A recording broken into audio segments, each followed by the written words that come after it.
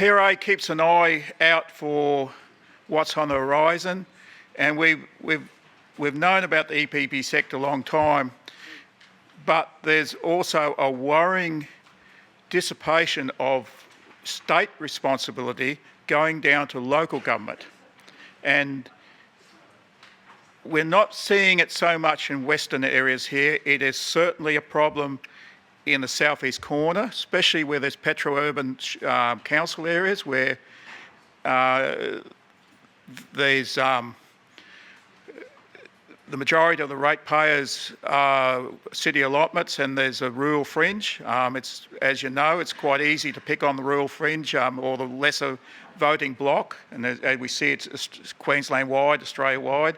It's easy to say that you're protecting the environment by telling the people you're protecting it and passing legislation that affects how your productivity and your property rights. Steve is going to talk about local government. I've noticed this here more in the more western shires, more likely for clearing along fence lines, along roadways. There's different shires have different approach. The problem with this whole area, it's like a dog's breakfast. Each shire is doing, regional council is doing their own thing, and it is really showing up in those petro-urban councils. I'm going to introduce you now to Steve Cupitt. I've known Steve for a very long time. Well, not forever, but for a fair good while now, 30 years or whatever. Steve is somebody I admire greatly. He's by training a ecologist. He's got a scientific background, but he's very much an infield person. He's very approachable. He talks your language. He loves to get out in the paddock. He's certainly no academic. He's far from it. He might have qualifications, but Steve is also, I find, something very principled. He first got into this field, and I was finding every now and then he was getting sacked.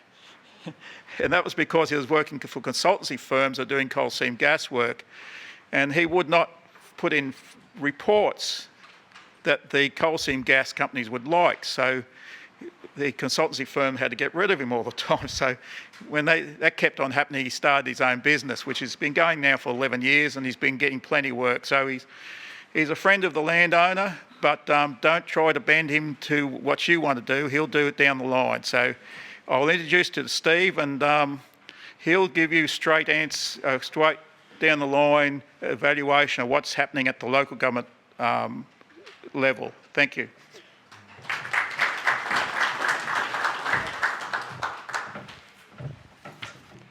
Thanks, Dale. Good to see a few familiar faces in the audience that I've worked with before.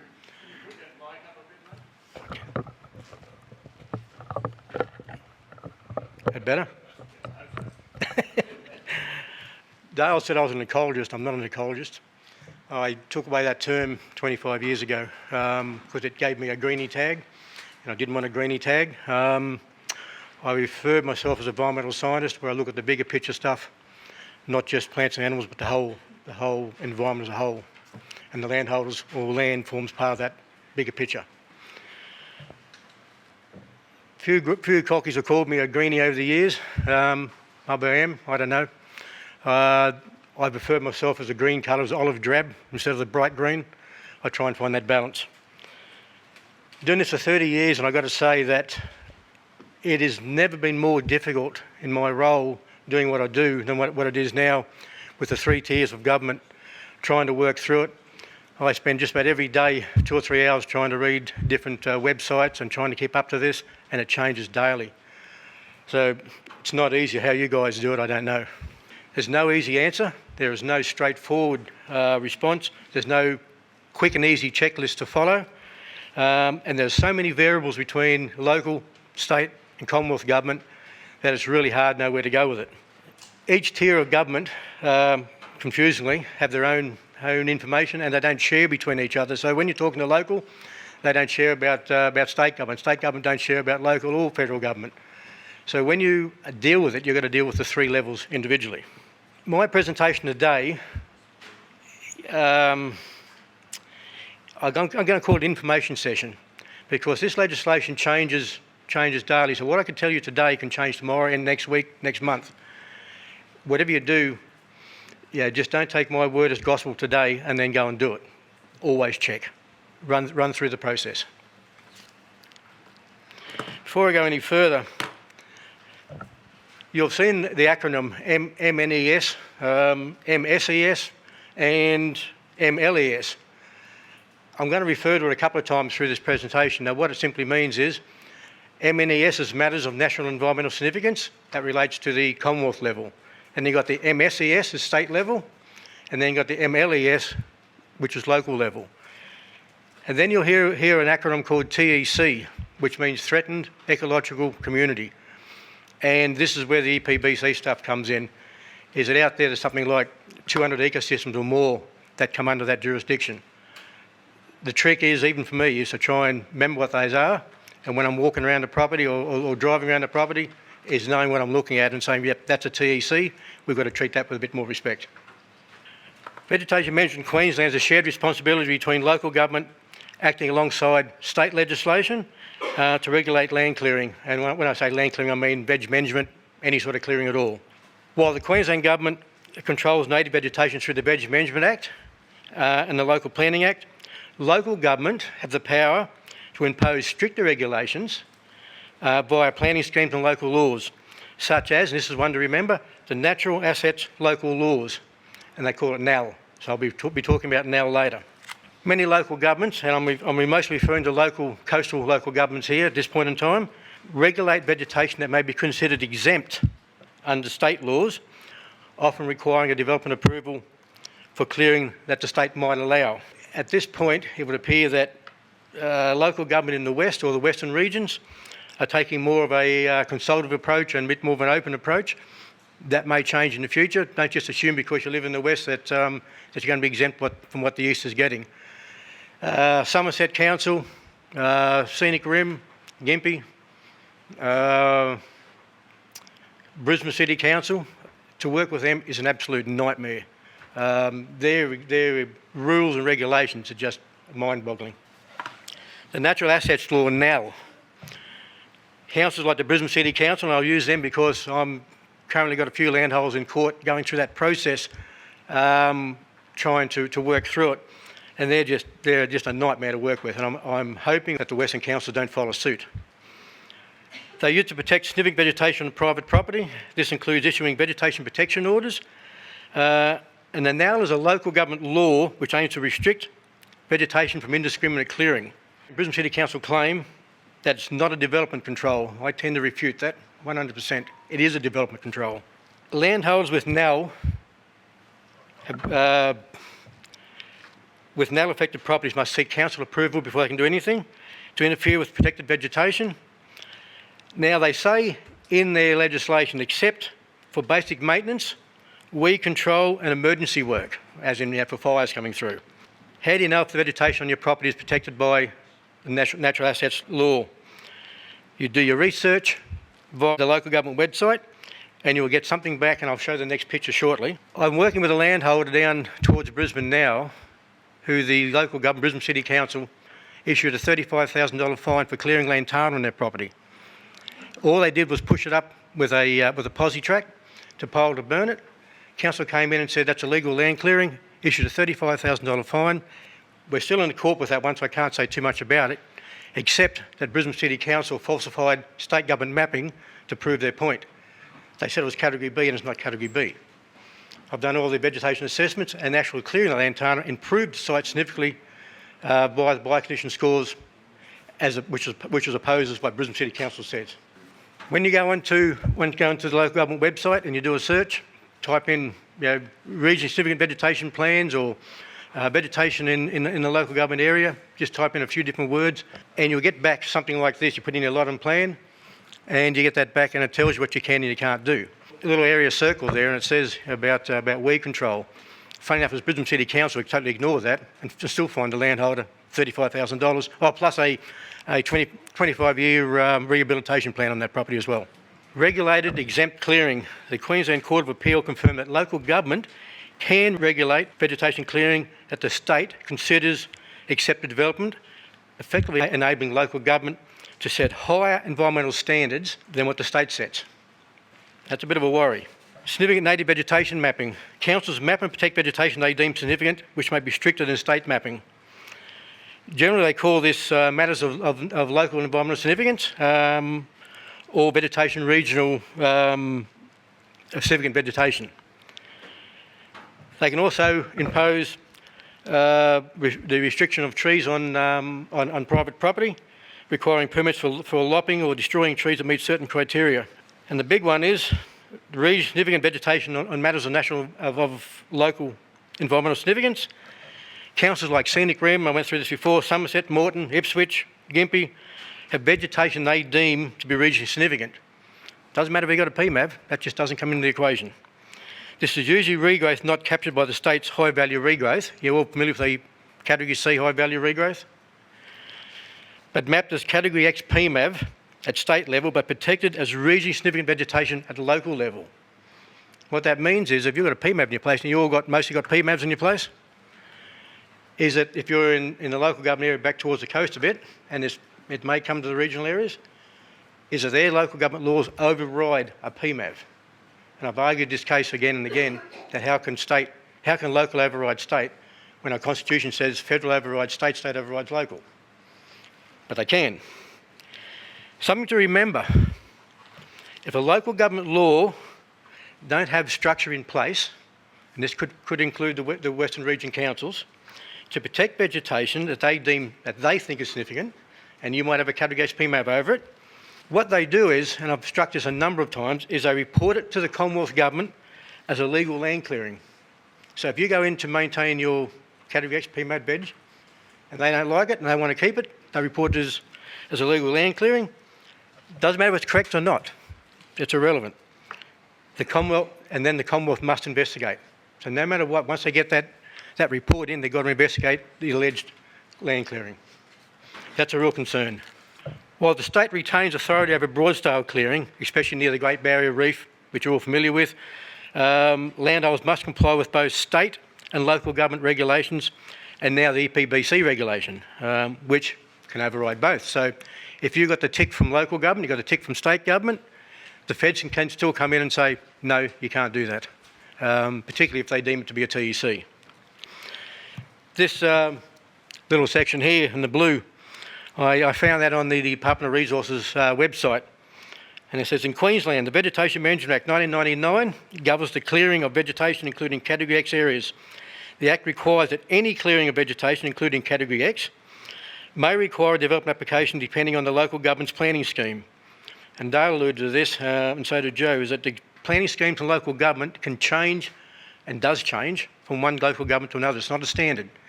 If you assume that you're dealing with Brisbane City Council and it's going to be the same in the West or another council, not the case. Everyone is different. This means that while some clearing may be exempt from local council approval, others may not be, and developers should be aware of the specific regulations in their area. It is crucial, and I can't push this enough, to check the local planning scheme and any relevant local laws before proceeding with any vegetation clearing, including Category X. Do your checks, ring up. Local government natural asset laws, NAL, or planning schemes can be completely override the as-of-right clearing ability of a Category X property map of accessible vegetation, particularly regarding local government significance. If you're getting a PMAV done, I still do the occasional PMAV. Before you do that, check with your local government first, and even check with the TEC, whether was a previous TEC or significant vegetation. Because you could pay to get your PMAV done and it can become completely worthless to you. So while a Category X PMAV confirms that the state government does not regulate the clearing, making it non-remnant or white on their map, and you remember the old white is right, it does not exempt landholders from local government council regulations such as tree preservation orders, biodiversity overlays, regional significant vegetation, or matters of local environmental significance. I occasionally used to work in a lot of environmental offsets, and I found it particularly frustrating. I'm going to try and explain this in a simpler way, but when you do environmental offsets, particularly for quail, you've got to give a score of value. And if the vegetation can be cleared, it gives a greater value, and particularly to the landholder, for compensation. If the local government comes in and say, well, no, this is locally significant vegetation, you can't touch it, it drops the compensation package down dramatically for the landholder. And we've struck that a number of times, particularly with Scenic Rim Council. That's a real problem which I haven't found a way around yet. Here's a bit of a breakdown of the hierarchy, the state versus local jurisdiction, the Cat X reality. PMAP Category X state level, under the Vegetation Management Act, Category X means the vegetation is not considered remnant and the state does not require a permit to clear.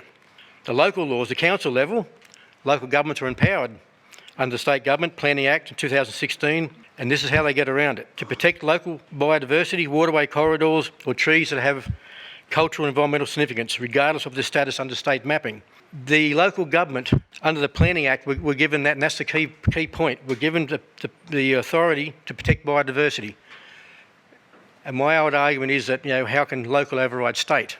That's how they're doing it, because they're saying, well, we're doing it by the Planning Act, we're doing it on equal terms and levels. The now protection, if a Cat X land, inclusive of Cat X PMAP, is covered by local law, like the Brisbane City Council's Natural Assets Law, or Scenic Rims area, you cannot automatically clear without checking for permit requirements with the local government. Exemptions. Council laws often have exemptions for garden vegetation.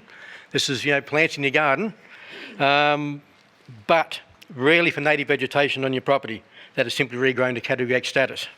Government law. Even if local and state laws permit clearing, the federal government may still prohibit clearing if it threatens matters of national and environmental significance, such as koala habitat. I'm going to give a scenario shortly of a landholder I just finished working with up near Kilcoy, where we came in through, we covered the 3 levels of government. What happened to him was a bit scary. It was a major concern. We got him off the hook and eventually, but it was a long process and a lot of stress on the landholder's part. Before clearing Category X, PMAP'd or not, always contact your local council. And when I say PMAP'd or not, just regrowth on your place that's not PMAP'd, that is just simple regrowth, may be picked up as a TEC. Tomorrow, I don't know how many's coming on this bus tour tomorrow, but tomorrow I'll cover that in a lot more detail of how you determine whether you've got a TEC and what vegetation was on your place pre-clearing, what it was 200 years ago. Before clearing any Cat X, always contact your local government to check their planning scheme and local laws, rather than solely relying on the state PMAP. Now, some of you may have used the Queensland Globe. We used to use that as our Bible, what we couldn't do.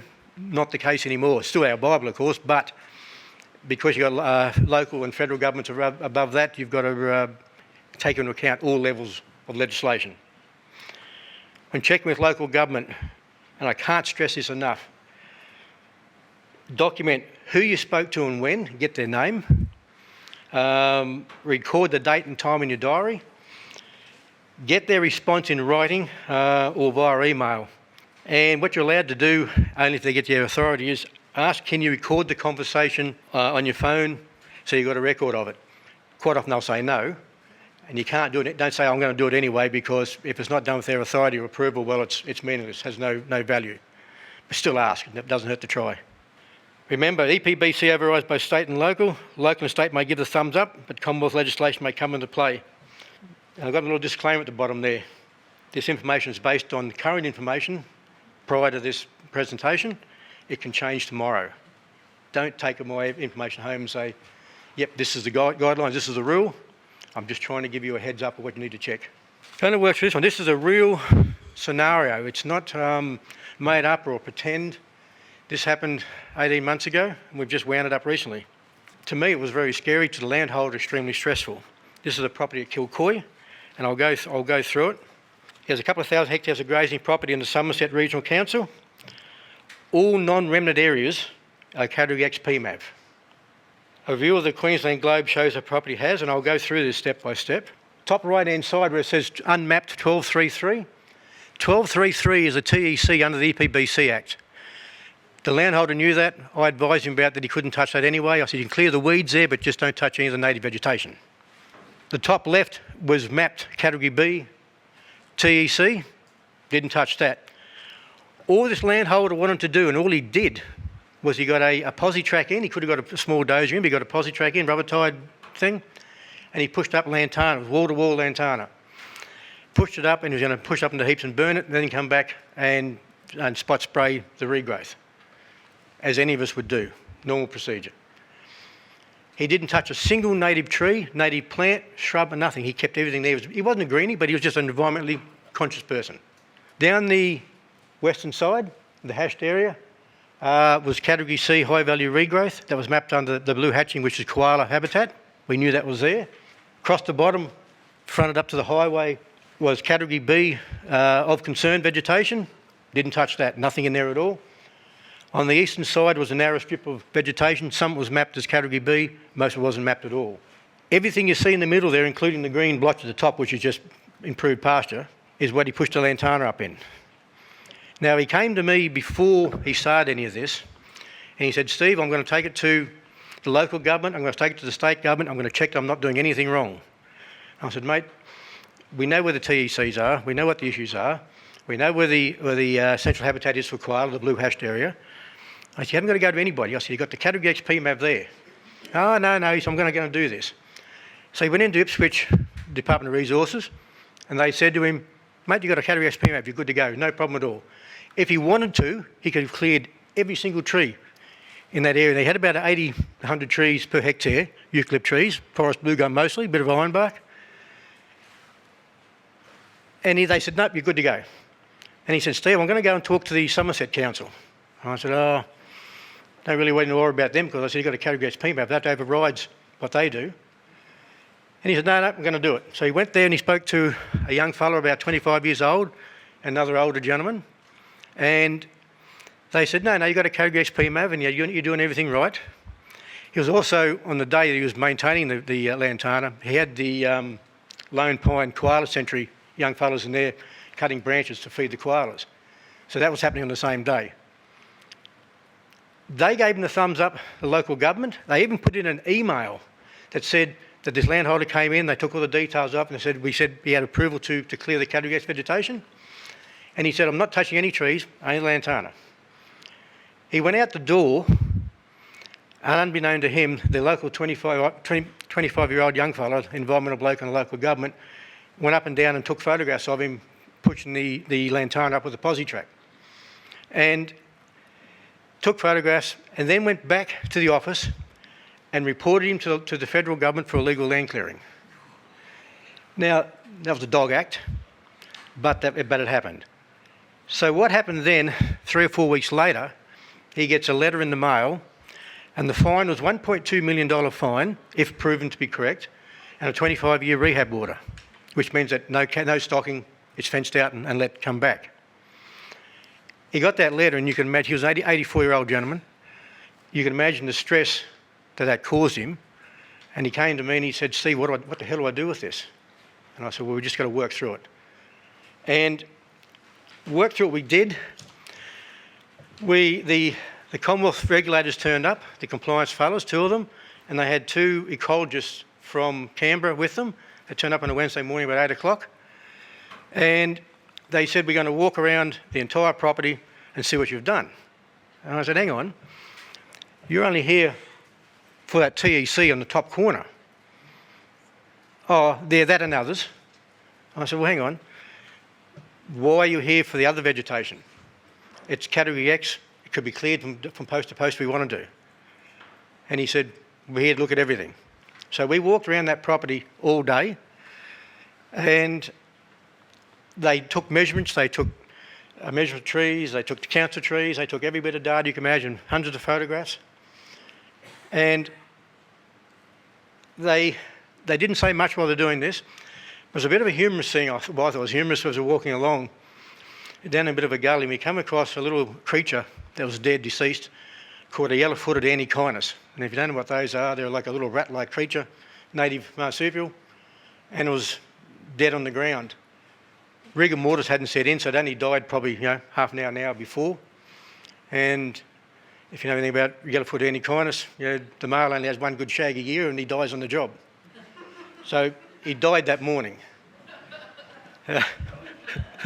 Anyway, they walked right past it and I picked it up and had a look at it, and I thought, oh, this is a bit of a shame. And I looked at it, and the 2 girls walked back to the ecologist and said, well, that's our point entirely. By clearing this vegetation, this is what happens. And I said, hang on, this vegetation was cleared in October. This is now February. I said, quite a few months have gone past. I said, and I alluded her to the fact of how these males die. And they said, oh, we didn't know that. Now, they're the ecologists on the job that are taking the notes to potentially prosecute this landholder. So anyway, we walked around all day. They didn't even walk into the top where the TEC was, never had any interest in it at all, and yet that should have been their only level of jurisdiction. And I said to them at the end of the day, why are you here? I said, what are you looking at? You haven't walked in the TEC up there, which was our possibly area of contention. And he said, all this country, if you know Kilcoy at all, it's all open, rolling hills sort of country. He said, all this country is koala habitat. And I said, yeah, what's that mean? Well, I know what it means, but I said, what's that mean for the landholder? All the trees on that property, all the trees on surrounding properties is koala habitat and can't be touched.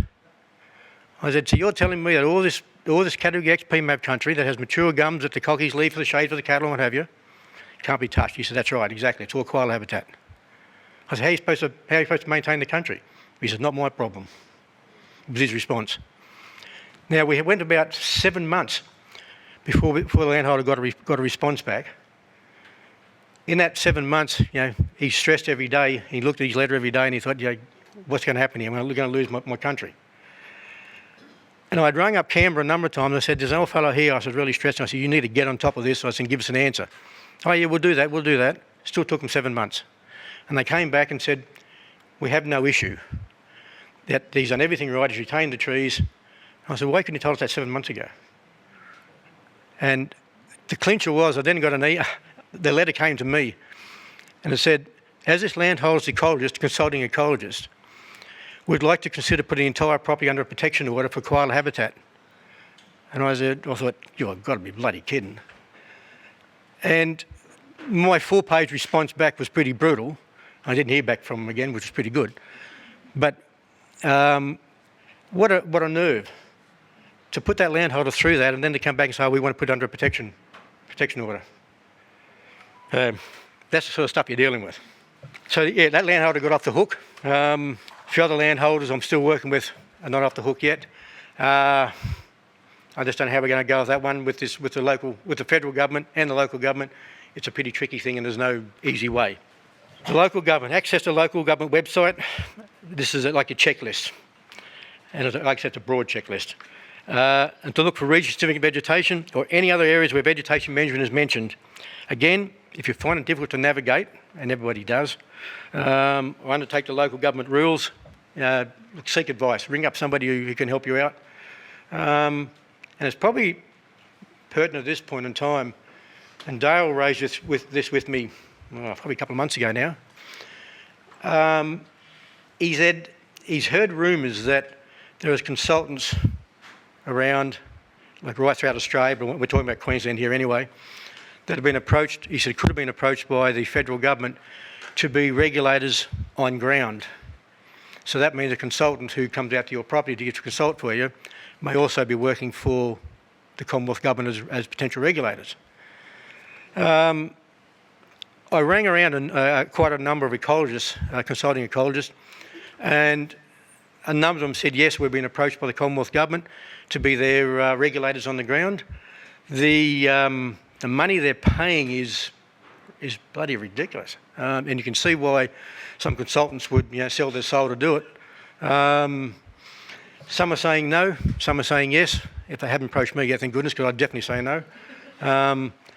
Mind you, when they're paying $3,000 a day, it's pretty attractive. But so yeah, to answer Dale's question on that one, yes, there is consultants around, and you need to do your homework pretty hard on who you can work with and who you can't work with, because the person you get on your place to give you answers could be the person that's working against you. If a consultant is working for the landholder and also working for the government, is there any precedence in place? The short answer is no, there's nothing in place. This is only a relatively recent development, and even when I rang consultants up, the ones who were compromised, like I'll use the word compromised, were pretty reluctant to say what they were doing and at what level they were doing it at, quite understandably, I suppose. So no, Fred, there is no precedent at this point in time. You just got to do your homework and maybe even put the question to them. Last year, they actually got a change of a koala habitat down at the Gold Coast, changed from koala habitat to residential so they could actually build a new KFC and McDonald's. It's a very, very big state of hypocrisy. I agree more. I couldn't agree more. Spot on. And I think probably maybe the next speaker covers that a bit more in detail with the wind farms, that sort of thing. So I won't go into that. I'll leave that to him to go through that. But your statement there that there's a bit of hypocrisy in changing laws and regulations to suit an agenda is correct. We see it all the time. I recognise or realise that Queensland Globe is not the easiest tool in the shed to use. It's pretty convoluted and a bit twisty and gnarly, but if you work your way through it, you can use it, and it's a very, very useful tool. Yeah, you check it for the green blotches, which is your trigger maps for the vegetation. You look for the blue hatching, the central habitat. You look for the koala overlays. You look at documented breeding places, watercourses, known or documented cultural heritage sites, and that's coming into it, unfortunately, more and more. That if you're pushing vegetation, you're supposed to get a cultural heritage person in to wander along with you. That'd please us no end, I'm sure. And remember, there are different levels of state government. There's Department of Resources, there's DECW, there's the Nature Conservation Act, different areas. So you're dealing with one, you're not dealing with both. You've got to deal with them individually. Where one deals with natural resource management, the other deals with wildlife management. And as a starting point, how many of you here, just raise your hand, have gone to the trouble of getting a vegetation management report from the Department of Resources? 1, 2, couple, 3, 4. It's a great starting point. It's simple to get. If you want a copy of my presentation here, I can give me your email and I'll send it through to you, because it's got the link here for it. As a starting point, it points you in the right direction and gives you a lot of answers. And it's in relatively simple terminology, like it's not scientific terminology. Tomorrow I'll cover the EPBC stuff out in the paddock at a lot more level, and that's been covered, I think, later this morning anyway by another group, so I won't delve into that too much. There are around about 200 vegetation types covered by MNES and TECs in Queensland. And I'll use this out here as an example. If you've got any sort of brigalow, blar, poplar box, grassy box woodland, coolabah, semi-evergreen vine thicket, all which generally occur out here, probably not rainforest, natural grasslands, weeping mile, please seek advice from an ecologist or consultant and have a look at it first. There's the site that's listed up there, while not an official government EPB site, provides an easy to understand overview of the new legislation. As Joe said, it doesn't give any detail, but it is a basic overview that sort of gives you an idea where it's going. And I think where it's going is a lot worse than what it is now. Just remember too, and I fell into this trap earlier in the piece a few months back, that the EPBC Act doesn't just cover vegetation. It also covers protected plants, animals, and their habitat. That's really, and we'll cover that again. We'll cover that tomorrow as well, and how you do the searches for that. And finally, to wrap it up, no matter who you talk to, document everything, and I mean everything. Every conversation you have, diarise it. Obtain the name of the person you spoke with. Take photographs of the vegetation before you clear it. That's critical, absolutely critical. If you've got a drone, or your grandson or your sons have got a drone, stick the drone up, shoot at about a 20-degree angle, you get the best coverage that way. Fly at about 30 metres above the vegetation.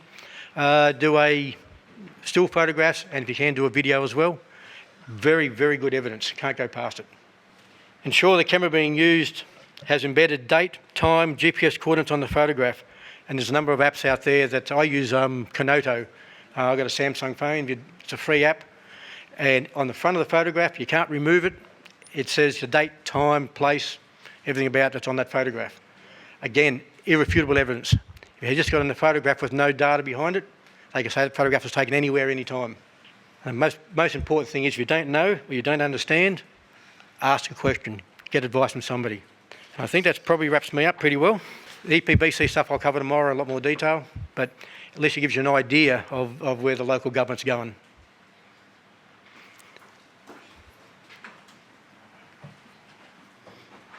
One of the things I found confusing is you get your PMAP done up and all your category X is white and then your category B is green. But on these new maps, they've now changed what was category B as remnant not of concern is now blue.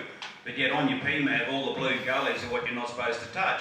So they need to have some uniformity in the colouring because otherwise it's just downright confusing. Couldn't agree more, and I get that question from every single landowner I deal with. They show category B as blue, like all levels of category B, the not of concern, the least concerned, the endangered, the high value regrowth, it shows blue. And then they get to the other map, and the veg reports have this, the other map shows all the different colours and the ecosystem types. And people say to me, well, what's the blue? How does that relate to the green? How does that relate to another colour? Couldn't agree more. Why they do it, I don't know. Now my comment is about the whole thing. We've been told here that who we should go and see, all about that. Now, when BD brought in the Vegetation Management Act, if they'd have done it on science and not bloody public opinion, we wouldn't be in this mess now. And if people stood up and said what was actually happening on our land, like we have regrowth problem, the trees today are woody weeds, like native trees. It doesn't matter what they are. Now, if I can't keep my land white, category X, if I can't keep the regrowth off it, I'm finished, and my children are finished. So until someone stands up to government and say, well, hang on a minute, you've got to have proof of these laws, because this protection, they're talking about a canopy cover. There was no bloody canopy cover in the Marinara Warrego area when our bloody ancestors came. When the tree pair came here, there was no bloody native trees hardly at all. And we've got gullies here that had a tree every kilometre along them. So, and today we've got regrowth, and since BD brought in the Vegetation Management Act, we've got they've doubled, trebled, and you know, they just continue. And it's so like saying to people that you just leave this land, somehow that's going to be a nice native little plot. Now, it's bloody hard work to keep this country clean. Now, I've seen all this, who I should go and see and all the rest of it, but those people have been through our education system. They've been told that we've got to plant trees for the environment. Now, as far as I'm concerned, the environment doesn't mean what it should mean. It should mean that we all can live together in this planet. But at the moment, the way we're going, we're saying, hang on a minute, trees are first. We don't care about food. It doesn't matter anymore. So, you know, until someone goes to government and says, well, hang on a minute, this is not what it should be. You fellas need to get the bloody proof before you make these laws. And you know, like, until that happens, our children and grandchildren, we haven't got it. You know, like, we're puppets on our own land. And that, to me, is very sad. And we've come, like, for 25 years, they've been closing down agriculture in our country. I've got 2/3 of my place shaded in. That's 20,000 acres. I've got 10 that I can run livestock on, and that other 20 is thick shit, and it harbours all the pests in the world that can come out and eat on our little bit that we can keep clean. Now, and anyone that accepts money to let regrowth, thickening trees grow on their land and call it bloody carbon farming, they are selling out to the rest of the world. And their children and grandchildren, they're going to have to answer for them down the track, because as far as I'm concerned, thickening vegetation is not bloody carbon farming. And as far as bloody these renewables go, someone ought to do the figures on them. It's just a heap of shit. It's a feel-good thing. Renewable energy, it's solar and wind. You've got a clear country to put solar panels. You can't have a shade there. So, you know, until someone stands up and tells these people that, hang on a minute, you're cutting back food production for the future. And all these creeks and gullies, get the bloody trees off them. They'd run right through to the bloody, into the sea, if you can get all those trees off them. As I said, there was only one tree a kilometre out in our country, and now they say, oh, you can't touch them. And, well, they're sucking all the bloody water out of our system.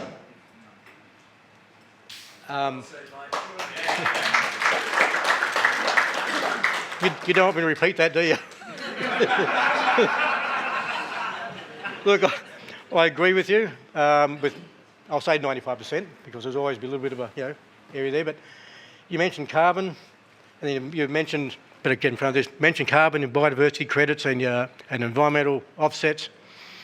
I used to work with them all, and I don't work with them anymore at all. And I won't touch them. And I'm not a supporter of all of carbon credits. And everything you said, I generally agree with. But how do you make yourself heard? The group here can make yourself heard a little, but at the end of the day, you're pushing a lot of green groups and people who have got no affiliation with the land whatsoever. They're the problem. You're a minority, they're a majority. How are you going to do it? I don't know. I wish I had an answer for you. I've been doing this job for 30 odd years, and it's just harder and harder and harder, and I'm supposed to retire in a year and a half, and I probably never will, but it's very complex now. I don't have an answer for you. I just don't know what to say. I agree with you, but I don't know what to say to you. The question was how did the local government get the authority to take over a lot of the state legislation? Who was responsible for that? Was it embedded? Can it be revoked?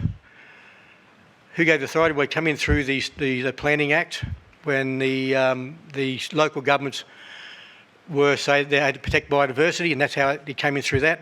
Who was it had to have been instigated by the state government, but I don't have a clear answer for how that occurred. Can it be revoked? Anything can be revoked if the government wants to revoke it. Does the government want to revoke that? When you got federal government or Commonwealth government taking over a lot of the state requirements, and then the state requirements divulging a lot of their requirements or a lot of their legislation to the local, you've got to wonder, is there an alternative plan for the Department of Resources to not exist? Because they'll be taken over by local and federal.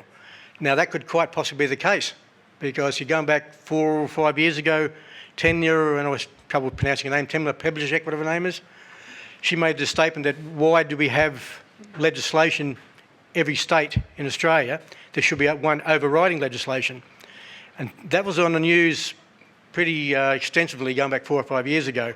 And then it went deathly quiet and you heard nothing until all of a sudden now you've got regulatory teams on the ground from the Commonwealth, you've got the local government taking it over. So I guess there's been a whole process behind the scenes there that you and I aren't being aware of where it's been occurring. I don't have a clear answer to that one either. How it came about, don't know. Can it be revoked? Hope so.